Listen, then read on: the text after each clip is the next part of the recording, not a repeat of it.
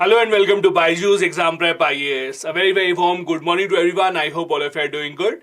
I welcome you to today's session of the Hindu Newspaper Analysis, a place where we discuss the most important news stories from the Hindu newspaper, both from the mains and the prelims examination point of view.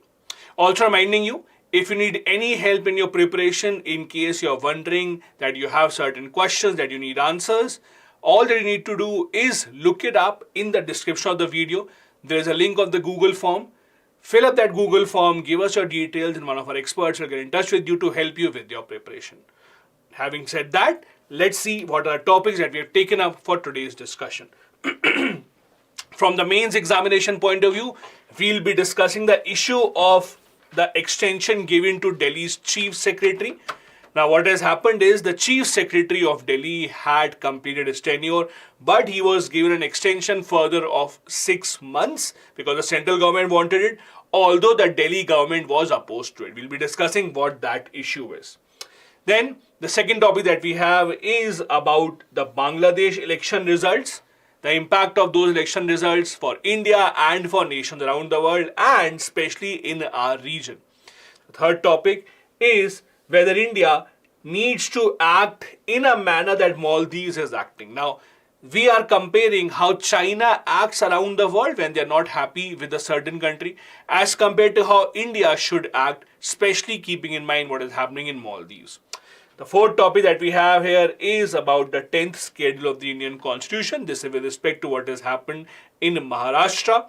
The very recent judgment or the decision of the Madras Assembly Speaker about which should be the real faction in the Shiv Sena. Then from the prelims examination point of view, we have a news story first about the ICMR revising the National Essential Diagnostics List. The second topic from the prelims examination point of view is from science about the LEDs, light-emitting diodes. And in the end, we'll be discussing about how India has come into a contract with Argentina specifically for acquiring some lithium blocks. We have discussed this in daily quiz as well. Argentina is one of the largest producers of lithium. India has shown interest in it, and India has now acquired certain areas in Argentina where we would be mining lithium to make sure our dependence on China reduces. So these are the topics that we have taken up for today's discussion. Let's begin without any further ado. The first topic is about what is happening in Delhi. Now, for a very long time, the problem between the government of Delhi and the government of India has been in our headlines. Both the governments want different things about how to govern Delhi. The central government obviously wants that they should be the one governing the national capital territory, while the Delhi government wants that they should take the decisions. In the last few months, the most important aspect of this fight between center and the Delhi government is about the civil servants in Delhi. More specifically, who has the power to appoint and to transfer the civil servants in Delhi. Now, please understand, Delhi is a union territory. For that, Delhi does not have its own cadre of officers. For example, if you are from UP, Rajasthan, Karnataka, West Bengal, you see that these states have their own PCA. So they conduct their own examinations, they have their own cadre of officers. However, in case of Delhi, they don't really have their own public service commission. They are dependent on the civil servant that are given to them by the central government. So central government appoints whoever has to work in Delhi as a bureaucrat. Obviously, the government of Delhi does not like that. More specifically, this time around, the question is on the Chief Secretary of Delhi.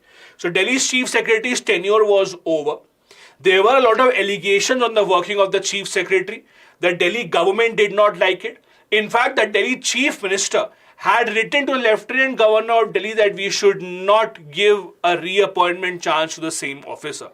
However, the center government went against the wishes of the state government of Delhi, and center government has given an extension of 6 months to the Delhi Chief Secretary. Now, this is where the topic becomes interesting. Why?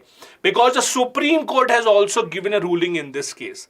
The matter went to the Supreme Court, and the Supreme Court has given support to the center government decision. Meaning that the Supreme Court said that center government is within its powers to give an extension to the Chief Secretary of Delhi, even though the Delhi government would not like that to happen. Now, this is where the topic of this particular article tells about the murky details between the government of Delhi and the government of India. Now, you might remember a few months back, Delhi government and the government of India were fighting a case in the Supreme Court. The case was about who has the power to appoint and transfer civil servants. The Supreme Court, if you remember, had given the verdict in favor of the Delhi government. Remember, the Supreme Court had said that it is the Delhi government that has the power to appoint these civil servants. Center government obviously was not happy with it. What did the center government do? To overrule the Supreme Court judgment, central government introduced a new law. A new law that again takes back the power from the government of Delhi to appoint civil servants. As per the new law, the government of India said that there will be a committee of 3 people, 1 Delhi Chief Minister and 2 bureaucrats. They will be the one who will ensure that the appointment process of the civil servants continues. They will give advice to a Lieutenant Governor of Delhi, and that is how the civil servants will be appointed. So Supreme Court's judgment was that Delhi government should have the power. It was overruled, or it was basically changed by a new law of the government of India, under which a 3-member committee was formed. 2 bureaucrats, which will obviously be of the choice of the center government, and only 1 person from the Delhi government. The Delhi government had challenged this law.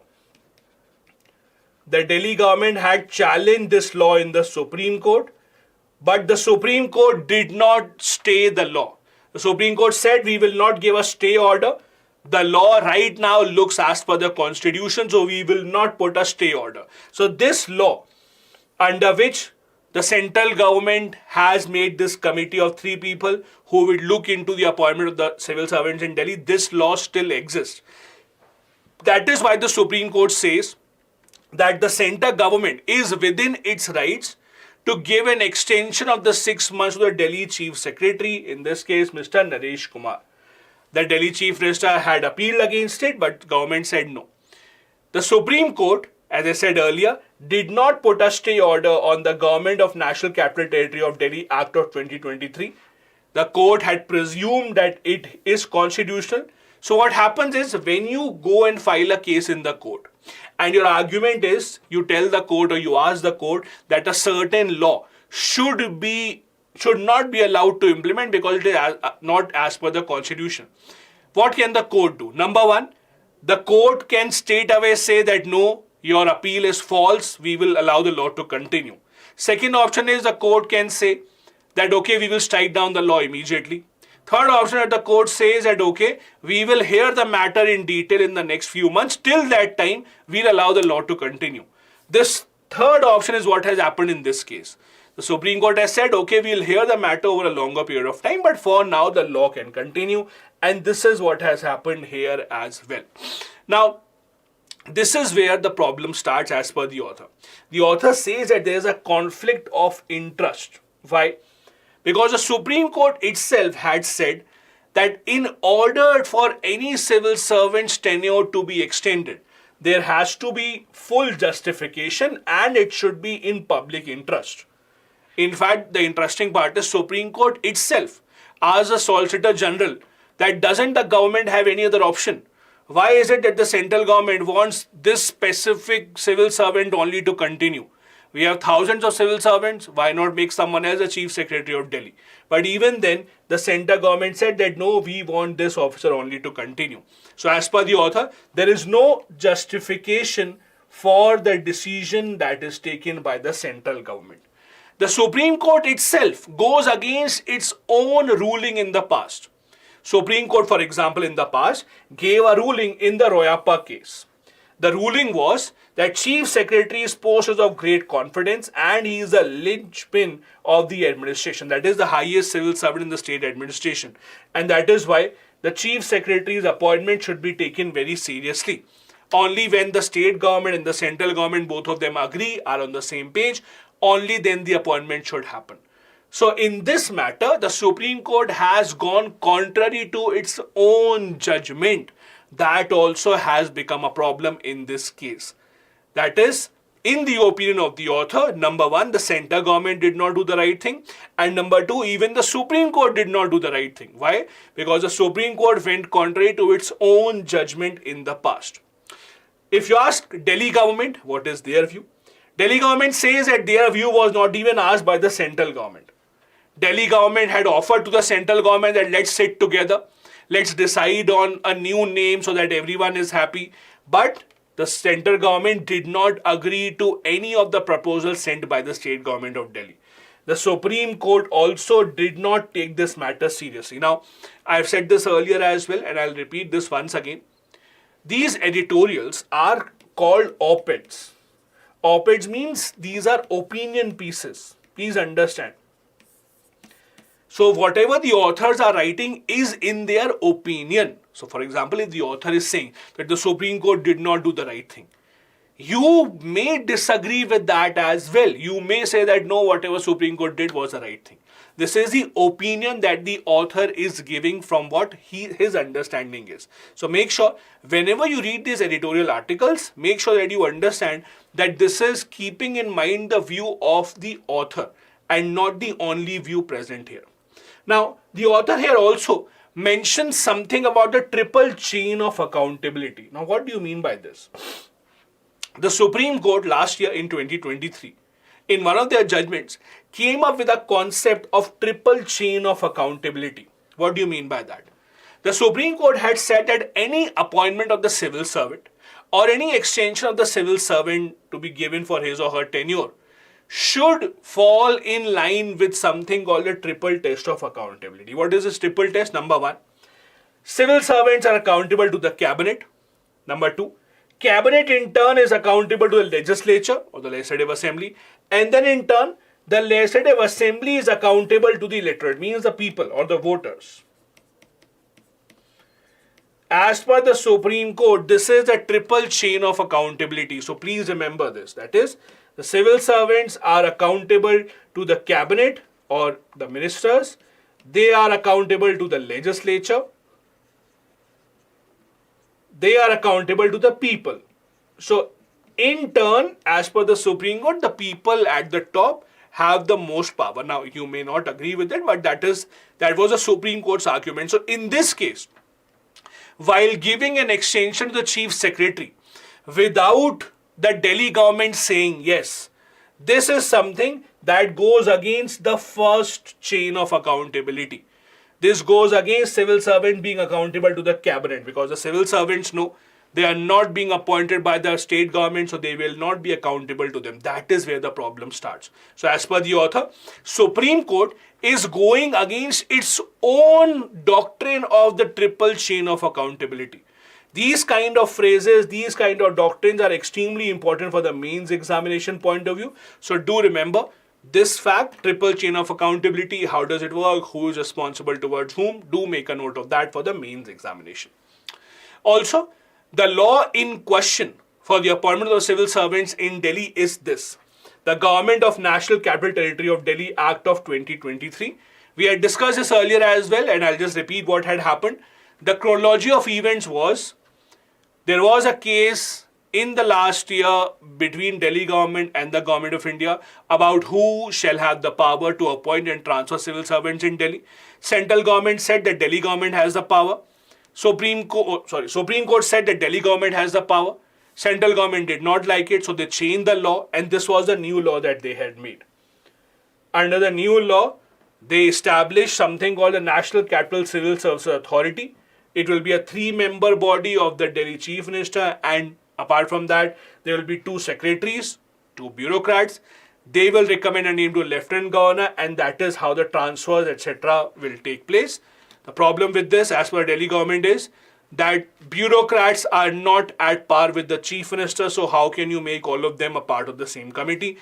Supreme Court has not struck down or has not even put a stay order on this law so far. Moving on to the second article of the day. The second article of the day is about what is happening in our neighborhood, specifically in Bangladesh. Now, Bangladesh recently held its elections. As you know, Sheikh Hasina again won the election. Her party, called the Awami League, won the election. She has secured a continuous 4th term as a Prime Minister. Now, there are 2 ways to look at it. One way to look at it is, yes, India will be happy. If you are not aware about the background of it, let me share with you a very brief background about politics of Bangladesh. So, like India, Bangladesh also has a multi-party system. Bangladesh has 2 main political parties. One is Awami League, that is in power right now, and the other is BNP, Bangladesh Nationalist Party. So these are the 2 main parties, and there are small parties as well. Awami League, whenever it is in power, it is always considered as pro-India. Sheikh Hasina is the Prime Minister right now. Her father, Sheikh Mujibur Rahman, was the founder of this party. BNP has always been anti-India. It is a party that has a lot of support, or that used to have a lot of support of Pakistan, a lot of support of the army, of the hardliners. Whenever BNP comes to power, the policies of Bangladesh are not really pro-India. Its leader is Zia Khalida. Now, to understand the problem in Bangladesh, understand one more thing. Bangladesh had a law. The law said, just like in India, we have the election commission to conduct elections, but the government does not change. In Bangladesh, the law was, whenever there will be an election, a national election, there will be a caretaker government formed. Caretaker government of the government in power and the opposition. Together they will form a government to overlook the election, to make sure that the elections are happening in the correct manner and a transparent manner. So Bangladesh had this law that to conduct the elections, there has to be an oversight of a government, that is a government of the combined, all the political parties combined having their representation. Interestingly, Awami League changed that law. Awami League said, no, we don't like this law because the opposition members create a problem. We are in the majority. Why do we have to form a government with them? So they said that no, we are good. We will conduct the elections by ourselves. You have to trust us. There is no point of forming a caretaker government. Obviously, BNP was not happy about it. BNP boycotted the election. On top of that, many BNP leaders, including Zia Khalida, were also arrested. So in short, BNP, or the main opposition party, did not even contest the elections. They said, we are boycotting the elections, we will not take part. It in fact became an international issue. US also got involved. US said that Bangladesh should conduct an election in a neutral manner. US went to the extent of announcing that we will cancel the visa of Bangladesh leaders, those who are from the Awami League, if they are not able to conduct proper elections. Anyways, at the end of the election, the result was, out of the 300 seats, 2 to 5 seats were won by the Awami League. So obviously they won the election. Now, the reaction to this is very diverse. For India, obviously we are happy about it. The reason being that we obviously want Awami League to be in power for a longer period of time. Awami League has always been pro-India. Awami League has always made laws and policies that are pro-India. Awami League is the one that has been able to support India to counter cross-border terrorism as well. Whenever there are any insurgents from India that move over to Bangladesh to hide, Awami League government has always been supportive of India to find them out. So in a way, it's good for India. However, if you look at how the nations around the world are reacting, it may be problematic right now. Look at Bangladesh. Bangladesh has been the shining star of South Asian region. For the past few years, their growth has been extremely impressive. They have shown a 7.1% annual GDP growth in 2022. Their per capita income has in fact exceeded India. Their economy has exceeded $400 billion. There was a time that they used to be a faction of Pakistan. Now they are much more prosperous as compared to Pakistan, have a much better GDP growth, have a much better per capita income, etc. Now how have the nations responded? India obviously happy with it. We were the first ones to congratulate Awami League and Sheikh Hasina for the resounding victory, because we think that it will lead to improvement of relationship between India and Bangladesh even further. What about US? As I said, US not particularly happy. They had warned the Awami League that we would like to have a neutral government overseeing the election. They in fact warned that visas will not be allowed for certain Bangladesh leaders, so they are not particularly happy. What about China? Now China's reaction is interesting. China is the largest trading partner of Bangladesh with about $25 billion of trade. China interestingly gave a statement that elections in Bangladesh is an internal matter. So we will not come in between about how the elections are being fought. Not just this, Bangladesh is a part of the Belt and Road Initiative. Although India might not like it, but Bangladesh is a part of the Belt and Road Initiative. China has financed over $10 billion worth of infrastructure projects in Bangladesh. So they have kind of kept out of it. What about Russia? Now, Russia also, interestingly, in the past few years, has been a supporter of Bangladesh infrastructure building. In fact, Bangladesh's first nuclear power plant is being built by Russia and India combined. We have discussed about this earlier as well. This is in Rupur. In Rupur, 2400 megawatt nuclear power plant is being built with over $12 billion of investment. Russia and India are working together. Now, interestingly, recently, there was a Russian ship carrying raw material for that nuclear power plant entering Bangladesh. But interestingly, the ship could not enter Bangladesh. Why? Because of the US sanctions. US had put a lot of sanctions on that ship. If the ship would have gone to Bangladesh, Bangladesh would have had to face sanctions. So what happened was, India came in between. India said, okay, that ship can come to India, unload those raw material, and India will take it to Bangladesh by road. So see the strong relationship that has been developing between India, Bangladesh and Russia.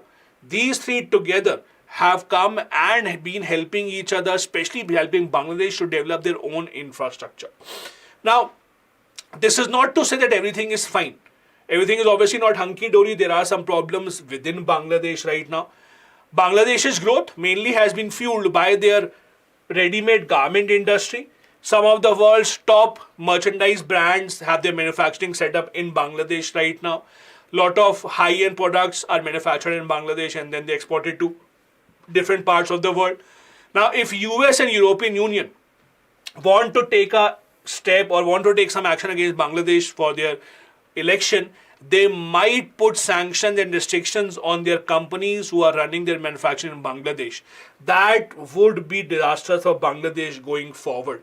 So that has to be the topmost priority of Bangladesh right now. That is, after the elections are over now, make sure the relationship with European countries and the US does not go into a downfall.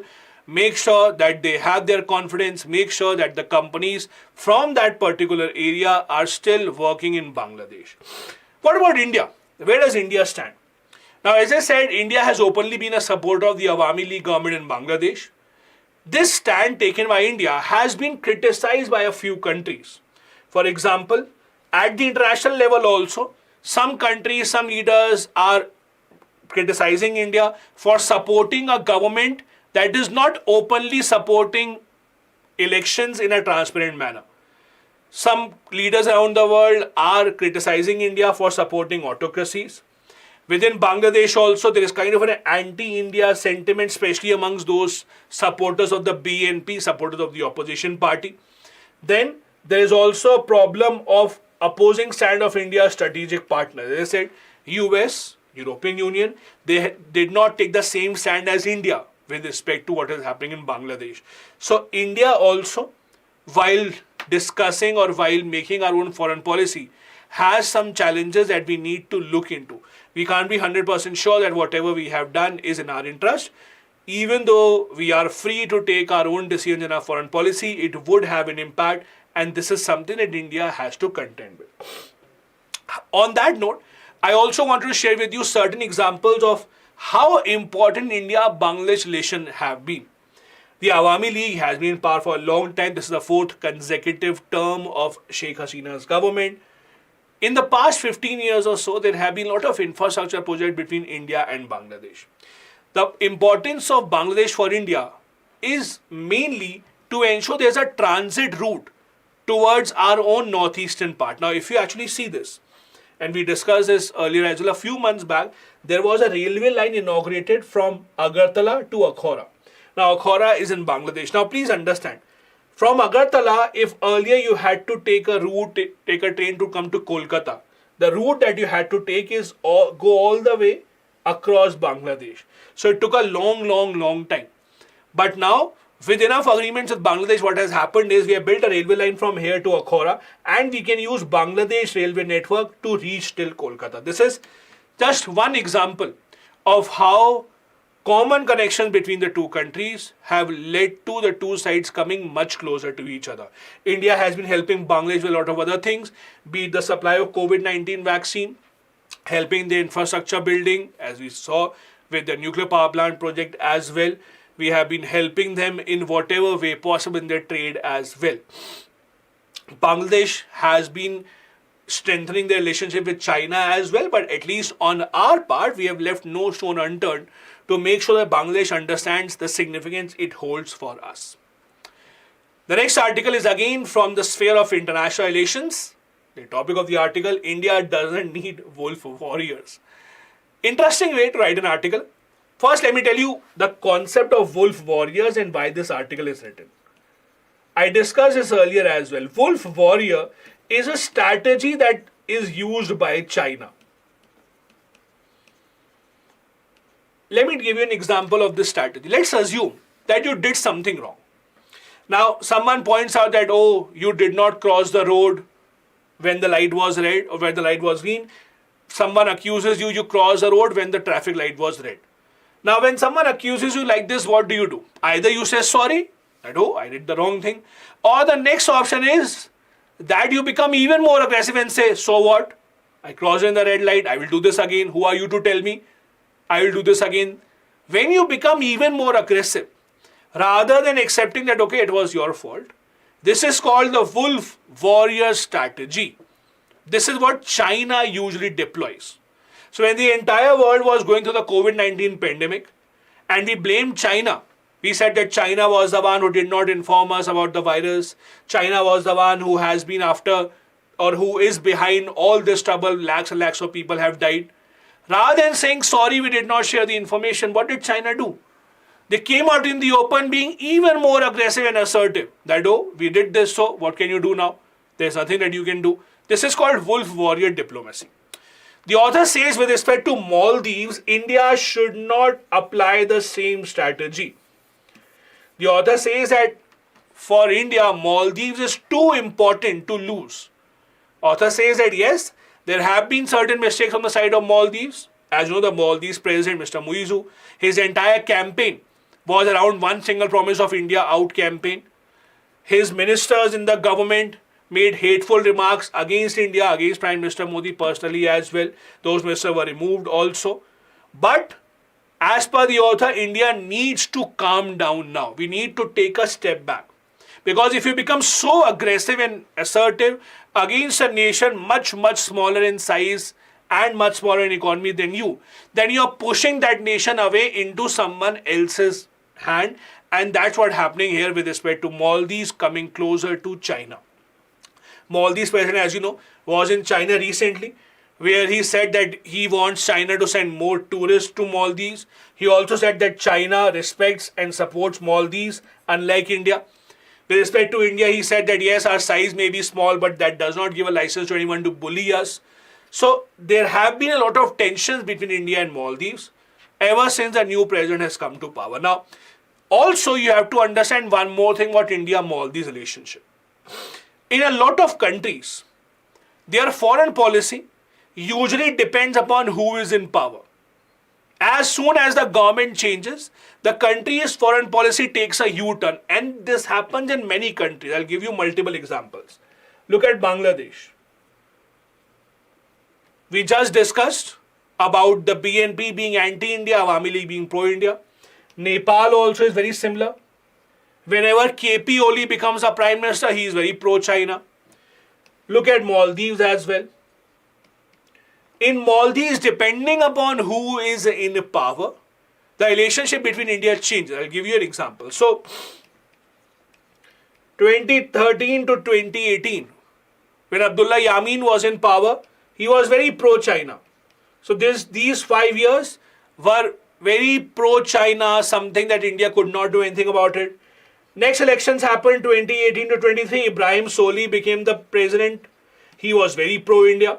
So next 5 years were very good for India. And now again 2023, new president has come in. So he's again pro-China. So what happens in a lot of these countries is as soon as the government changes, we see a drastic change in their foreign policy. Thankfully, it does not happen in India. You have to understand this. India's foreign policy remains extremely constant even when the governments change. There are slight changes here and there, but you will never see in India's history that when a government changes, the government says, oh, now we will not talk to this country. This does not happen in India. We give very good continuity to our foreign policy, which is not the case in most countries, as you can see in Maldives as well. So what has happened in Maldives, a president coming to power being pro-China, is nothing new. Please understand, 2013 to 2018, exact same case appeared in Maldives. So it's nothing new. We know how to deal with this. But as per the author, we are going too extreme with our assertiveness right now. We have to understand our stand in a lot of these issues around the world is not helping us make new friends. For example, the author says, in Ukraine-Russia invasion, India has been in constant touch with Russia. We still deal with Russia. We still have bilateral talks with Russia, which means in that particular conflict as well, India's position was not taken well by many countries. First. Second, Israel-Hamas conflict. Again, India has not taken a clear position here as well. We keep on saying that yes, we support ceasefire, but even then, we do not speak anything against Israel. So in these kind of matters, when India is taking such a stand which is not helping us make new friends, we cannot afford to lose friends which have been close to India and which are close to India. Since 2014, the government of India takes pride in its neighborhood first policy, but that is not something that has given the kind of results that we would have expected. If you look at nations in our neighborhood, most of the countries are not really at a great relationship with India right now. This includes Maldives as well. While China can afford this, China, as we discussed earlier, has been following the wolf warrior diplomacy. They can afford to do this because they have their money power, they have their might. India is in a position where we need more friends as compared to more countries that confront us. Now, both India and Maldives have to understand that our relationship is something which is symbiotic, means both of us need each other. For example, if you look at Maldives, in 2023, India sent the largest number of tourists to Maldives. So if the sentiment that India has right now of anti-Maldives continues, they would obviously be hurt economically. Their tourism sector, which is the main driving force of their economy, which obviously be hurt immensely. However, on the other hand, Maldives is also extremely significant for India. So before you go online and start writing a bunch of stuff about Maldives and boycott Maldives, etc., as civil services aspirants, you at least have to understand the significance that Maldives has for India. The location of Maldives is extremely important. It's very, very close to India, very close to our Maldives, very close to our Lakshadweep Islands. It is extremely important strategically as well. It's about a very important trade route. This is considered as a toll gate for half of India's external trade. Over 80% of energy imports come here. So the reason why we want to understand this is that if this country, small little country, cuts off our ties with India and sits in the lap of China, allowing China access to its ports and its waters, it will be detrimental to India's interests. That is something that we have to understand. We need Maldives on our side to counterbalance China's growing influence in the region as well. We have been helping Maldives a lot. You all would remember 1988. Not that you are that old, but you would remember we have discussed this earlier. 1988 Operation Cactus, how India held Maldives to stop an armed coup from taking over their government. These are some of the things that we have done with Maldives. So it's not to say that we have not held Maldives in the past, but it's just a reiteration that we need to continue doing that rather than taking an approach which leaves us without a friend in this region. Now the next article. The next article is about the 10th schedule of the Indian Constitution. Now, the interesting part is this topic 10th schedule, one of the most favorite topics of the Hindu newspaper. Every 15 to 20 days, you will see an article titled 10th schedule. What do you know about 10th schedule? What do we need to do about 10th schedule? Even if you just search this keyword 10th schedule in the Hindu newspaper, you will see an article at least one in a month or even more than one. So this article also is based on the question of the 10th schedule of the Indian Constitution, which you all know contains the anti-defection law. This is written with respect to what has happened in Maharashtra. I hope all of you know about this. For those who don't know, let me quickly give you a brief background. First, anti-defection law. What is this? Anti-defection law is a law that was introduced specifically to ensure stability in the government. The basic gist of the law is that in case you have been elected to the legislature on the ticket of a political party, you cannot leave that party. You cannot vote against your party. If you are from the BJP, for example, the BJP asks you to vote yes, you have to vote yes. Doesn't matter if you don't like the law. You have to vote yes. You can't resign from the party. If you resign from the party, you will be disqualified. In very basic gist, this is the anti-defection law. Then there are certain exceptions as well that we will discuss. This law, as you know, was introduced in 1985 as the 52nd Constitutional Amendment. You all know about the background details. Now, why is this in the news? Because of what happened in Maharashtra. Now, in Maharashtra, as you would know, some time back, Shiv Sena was split into two parts. One led by Eknath Shinde, who is the Chief Minister of Maharashtra right now, and one led by Uddhav Thackeray. Recently, the Assembly Speaker had to decide which of the two groups is the real Shiv Sena. He himself belonged to one of the groups, that is the Eknath Shinde group. So obviously, he supported that group. He said that this is the real Shiv Sena. That is why this topic is again in the question. Now, if you look at the anti-defection law, and I'm sure as soon as I say anti-defection law, the first thing that comes to everyone's mind is Aya Ram Gaya Ram, right? Yes, you are true. So those who don't know, this law goes back to a very notorious MLA called Gaya Lal in Haryana. He had made it a habit to change political parties whenever he wished. He used to change multiple political parties on one single day. In the morning, I'm in the BJP. In the afternoon, I'm in the Congress. In the evening, I'm in some other party. Because there was no law to prevent that from happening. That led to a lot of unstable governments. That is why this law was introduced called the anti-defection law. Now, this law had certain exceptions. For example, two main exceptions were, number one, 1/3 members of a legislature party splitting to form a separate group will not be disqualified. What do you mean? Let's say there are 60 MLAs of a political party. First exception was that if 1/3 of them, let's say if at least 20 or more than 20 MLAs split, say that we don't want to be a part of this party, then they will be safe. But there has to be at least 1/3.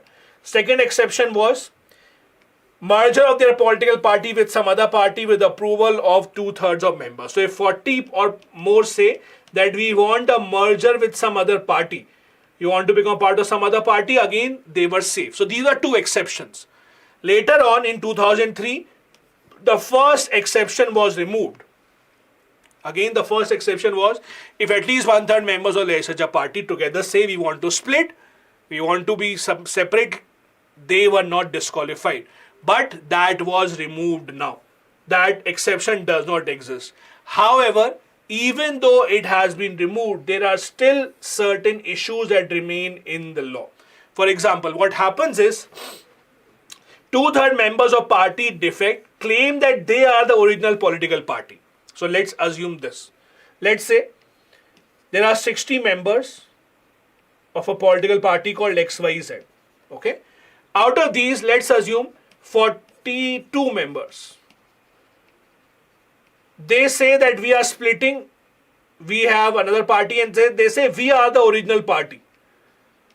We are the original XYZ. What about the remaining 18? The remaining 18 say we are the original XYZ. Now, what happens in this case? The anti-defection law does not give any clarity. Anti-defection law does not say that if there is a split in this manner, that everyone claims to be that we are the real party, then what happens? There is no clarity on that. So this is a big problem, as has happened in case of Shiv Sena as well. Second big problem, the decision on the disqualification is taken by the speaker. And again, the problem is there is no time limit on the speaker to take that decision. In fact, something very funny happened in case of Manipur in 2020. In case of Manipur, some MLA from the opposition party resigned from the party, joined the ruling party. Should be disqualified, but was not disqualified. Rather, he was made a minister in the government. The speaker still did not disqualify him. When questions were asked to the speaker used to say, I'm thinking about it. It's an important matter. It's a complex matter. I'm thinking about it. But The Supreme Court had to intervene. Supreme Court said that this should not work. Supreme Court suggested that Parliament should amend the law and they should rather make a tribunal of judges to decide on disqualification of anti-defection law. But this has not happened. Why? Understand this. Right now in the Parliament, what is the probability? Would someone from the Congress want to join the BJP, or would someone from the BJP want to join the Congress? Just answer this. Obviously, when you are changing your party, you want to join a party that has more chances of winning. So let's assume from Congress someone joins the BJP.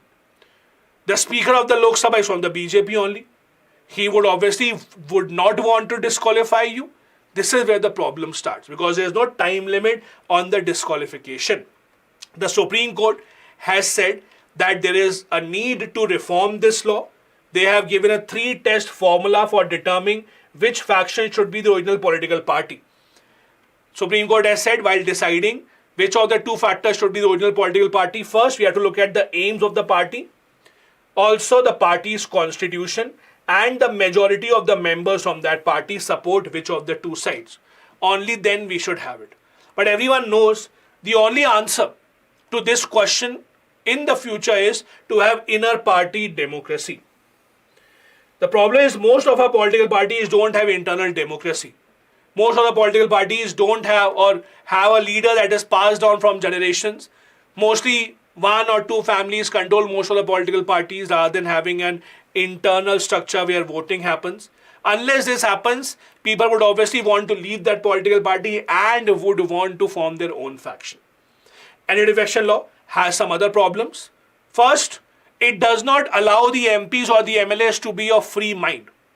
Let's assume there was a candidate who fought elections from your constituency.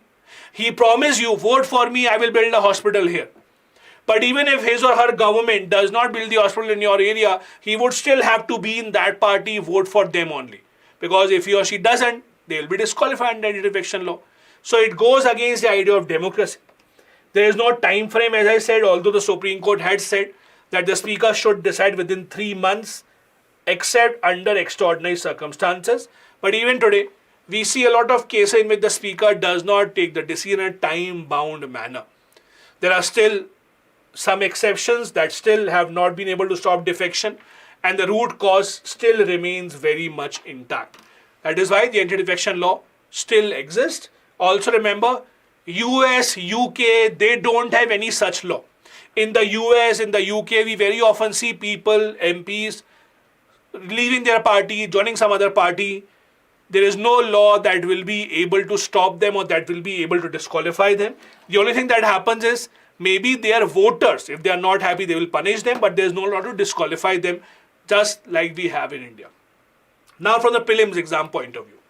The first news, ICMR has started revising National Essential Diagnostic List for the first time. What is this? Let me tell you in very brief. So in 2018, WHO released something called NEDL, that is National Essential Diagnostic List. What is this? WHO basically told all the countries that these are the tests that should be available in most of your diagnostic labs. These are the tests that are required very often. People require it, so you should have these tests in your labs. As a response to this, in 2018, ICMR released a list of its own NEDL. Since 2019, that has not been revised. Now, for the first time, ICMR is saying that we will revise it and we will see if we need to make some more changes in this. That is the entire news. This NEDL gives a list of most basic tests that should be available at all the levels, including the village level, sub-health centers, health wellness centers, etc. It was a list introduced in 2019 and it has not been changed so far. This NEDL, for example, in India, the list contains tests for diseases such as malaria, dengue, chikungunya, Japanese encephalitis, hepatitis, HIV, etc. And again, please understand, it says that these tests should be available from the village level upwards. It also talks about building free diagnostic service initiative to make sure that these tests are available even to those people who cannot afford it. So the list will be revised and we'll have to see which tests are added in this list going forward. Next article from Science. This article is about a concept that you study usually in, if I remember correctly, class 11th physics, LED and diodes. I'm sure all of you at least are aware of LED. Either the LED lights that you have at your place or your screens, the LED screens, etc. But everyone would have heard the name LED. LED is what exactly? LED is light emitting diode. Light emitting diode. This is what LED stands for. LED basically have been able to replace the old bulbs that we used to have almost everywhere across the entire country, in most part of the world, also because they are much more efficient. This article talks about the significance of LED and why is it that they're so important. Now, the importance of LEDs can be understood from the fact that in 2014 the Nobel Prize for Physics was given for the scientists who actually paved the way for LEDs, the light emitting diodes. Now, let's understand the basic physics behind this. You don't need to go into a lot of details, but I'll just tell you the basic physics. So, what is diode? This is how diode looks like. So, diode is a very small, tiny electronic component rather, very small, 5 mm wide. It has two sides. One is called cathode, that is negatively charged, and one is anode, that is positively charged. Let's call it P for positive, N for negative. Okay, so this is NP. So basically what happens is a diode has 2 points of contact, anode again negatively charged, cathode that is positively charged. What happens in this case is that the electric charge flows from negative to the positive. So electric charge basically flows from N type to the P type material. This flow of charge, the flow of electrons can only happen in one direction. So it is unidirectional. Do remember this. It is unidirectional, that is, that flow will only go from N to P and not the other way around. So whenever there is suitable voltage that is supplied across a diode, more electrons flow from N side to the P side and more electric current usually flows. And again, this flows only in one single direction. Now, this is what diode is. Now, what is LED? LED basically is a diode that emits light. How do they emit light? So basically, when the electron meets and occupies a hole. Now, what exactly is a hole? Hole and electrons are just opposite to each other. Please understand this as a very basic concept. Electrons are negatively charged, while holes are positively charged.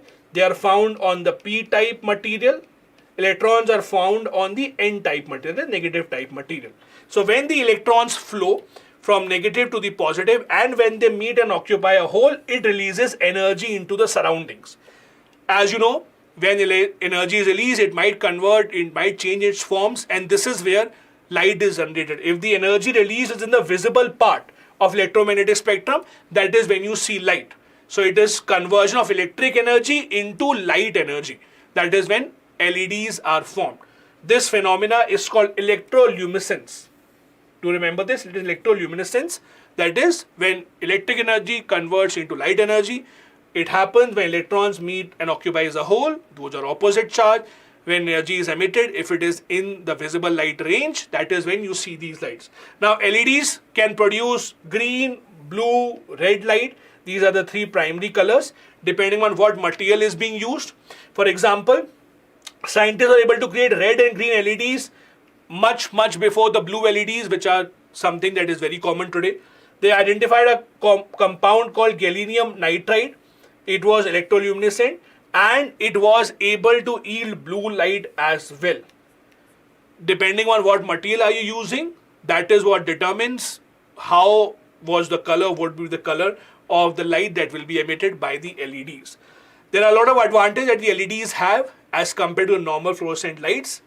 That is why the governments around the world, including in India, are trying to push the people towards in favor of the LEDs. For example, they can produce up to 300 lumens versus incandescent bulbs that produce only 16 lumens. So LEDs are much more bright. If I talk in terms of very layman language, having LED bulbs will decrease your electricity usage drastically as compared to having the normal old bulbs that you have. Also, the advancements in the LED technology also are very, very high. For example, there is something called the Hyde's law. What is the Hyde's law? It states that for a given frequency of light, the cost per unit of light of an LED will drop 10x and the amount of light produced will increase 20x every decade. So with every passing decade, the technology of LED will improve and the amount of power it consumes will lower. This is called the Hyde's law. Do remember that. The last article that we have here is how India is trying to make a foray into lithium mining and trying to reduce our dependence on China. India's KABIL, so KABIL is a government of India enterprise called Khanij Bidesh India Limited. Very similar to ONGC's Videsh or ONGC Videsh Limited. We have the Khanij Bidesh Limited. What it does is it tries to have agreements of mineral mining from nations around the world. Under this, they have announced the creation of 5 lithium blocks in Argentina, which are one of the largest producers of lithium around the world, as you know it. Under this, the government organization will obtain exploration exclusivity rights for these 5 blocks. Also, remember, this is the first ever lithium exploration mining project undertaken by the government of India company anywhere around the world. Right now, as India's electronic industry goes ahead in full steam, our requirement of materials such as lithium increases drastically. We spend about 24,000 crore rupees on imports of lithium, especially coming in from China. This is called the white gold, and that is why nations around the world are trying to find out as much lithium reserves as possible. India also has been successful in finding certain lithium reserves in some parts of the country, mostly in Jammu and Kashmir very recently. Argentina is a part of what you call the lithium triangle, along with Chile and Bolivia. These 3 make up more than half of the world's lithium resources. Also, Argentina has the 2nd largest lithium reserves and the 3rd largest lithium reserves and the 4th largest lithium reserves in the entire world. So make sure that this entire area is something that you understand. This is what is called as the lithium triangle: Chile, Bolivia and Argentina. In India, as I said, exploration for lithium has been going on for some time now. 2023, we saw massive reserves being unearthed at Salal, Hamia area of Jammu and Kashmir. Also at Jharkhand also, there were some lithium reserves that have been found out. But again, just finding them out and extracting them, it's a very long shot. So we'll have to see how it actually becomes to fruition. This brings us to the end of the session for today. Here are a couple of practice questions. Please make sure that you try and write these answers on the student answer writing portal, the link for which in the description of the video. You can check each other's answers as well, give feedback to each other. Do join us tomorrow as well, 10 a.m. for the next session of the Hindu Newspaper Analysis. Have a good day ahead. Bye-bye. Jai Hind.